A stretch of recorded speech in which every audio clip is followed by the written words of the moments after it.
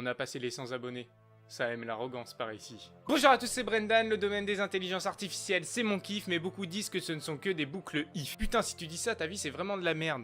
Non, vraiment, ta vie c'est de la grosse merde. Si t'aimes ni le Google Home, ni Amazon Echo, ni le HomePod, eh bien je m'en contrefous. T'as qu'à dégager, je préfère une audience de qualité à une audience quantitative en termes de tech. Quel est mon assistant favori? Alexa. Quel est le meilleur assistant? Google Assistant. Quelle est la meilleure enceinte? Le HomePod. Dur choix, je suis d'accord, et viens pas me dire que le HomePod c'est de la merde. Tu vas me dire que le Google Home s'intègre parfaitement et apporte beaucoup de valeur à l'écosystème Google peut-être? Non, voilà, ta gueule. Ouais, mais le HomePod c'est que avec les produits Apple. Merci de le faire remarquer, 01net. C'est le principe d'un écosystème en fait. T'as un truc là qui s'appelle le cerveau, serre-toi-en. Et viens pas rager parce que tu te fais remettre en place par un gamin de 19 ans. Certes, en termes d'assistant, c'est pas ouf, mais je t'invite à te poser la question suivante. Le HomePod est-il un assistant vocal ou une enceinte intelligente? Je pense qu'il faut faire la différence. Écoute le son du Google Home ou d'Amazon Echo, tu comprendras. Et là, tu vas me dire qu'ils sont moins chers aussi. À ce, je répondrai que j'ai moyen de te soigner avec ma vidéo Apple nous arnaque. Alors, c'est peut-être pas le cas aux US, mais en France, le Google Home est la machine qui propose le meilleur assistant.